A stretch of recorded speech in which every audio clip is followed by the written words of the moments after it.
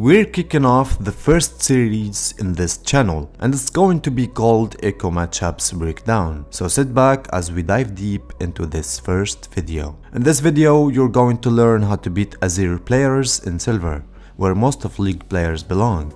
If you're higher or lower rank, that's okay, because the same principles apply. In this game, my team decided to invade from mid lane. I got lucky and traded my flash for first blood.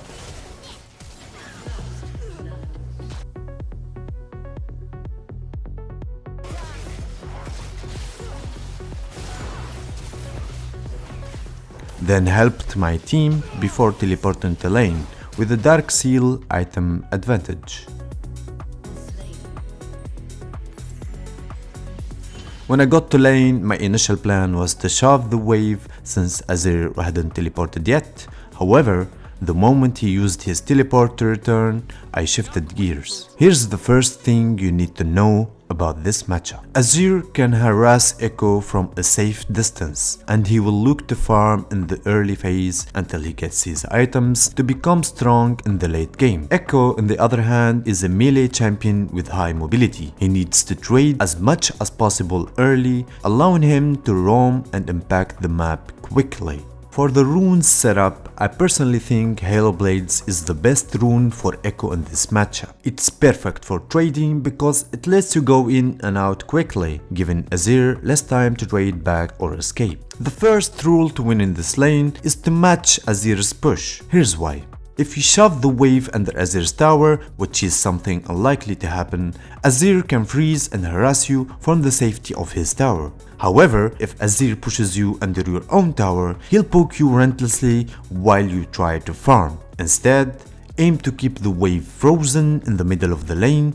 This will give you more opportunities to trade effectively once you hit level 2 and 3. You can see that I'm not using my Q on the wave because it's gonna push into him, and I'm trying to keep the wave in its neutral state. In this particular game, I had an item advantage, so I was confident in my trades. However, Azir hit level 2 before me because I shared some XP. This forced me to play passive temporarily, and once I hit level 2, I looked to trade the moment Azir went for a minion. This is a key tactic even without an item advantage. You can trade effectively by timing your engages when Azir is focused on farming. After my first successful trade, I focused on shoving the second and third wave, losing HP in order to do this, to set up a cheater recall.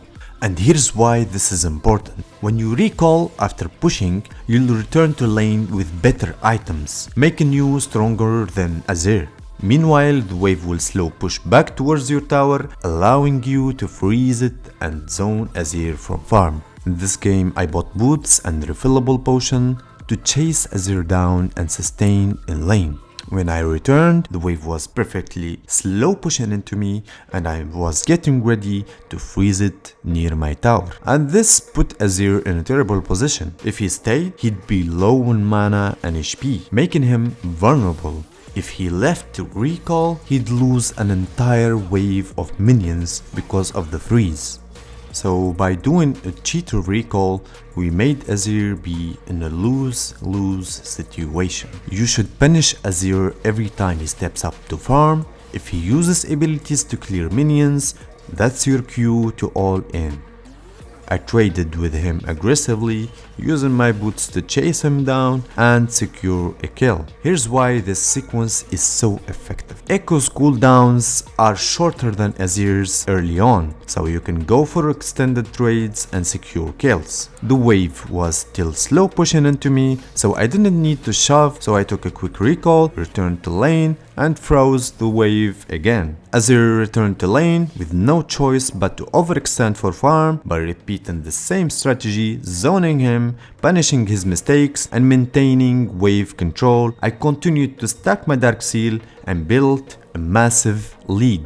At this point, when I'm going to hit level 6, my priority is going to shift to roam. If other laners are losing, I will look to roam and help my teammates. Echo's burst and mobility make him a strong playmaker. If other lanes are winning, I will stay mid, keep Azir under control, and scale my lead even further. Lucky for me, Azir didn't respect my lead. He continued to try and farm without proper wave management, allowing me to secure another kill. The wave was still pushing into me, so I repeated the same process, recall, maintain the freeze, and punish his mistakes. In conclusion, Azir is one of those champions that's incredibly weak in the early game and relies on farming to scale. As Echo, your goal is to deny him that opportunity by controlling the wave to avoid being pushed under tower, trading effectively when he goes for farm, snowballing your lead with proper recalls and wave management. If this Azir had been smarter, he would have kept the wave neutral and played safer, but even then, Echo's mobility and trading power allow him to dominate the matchup.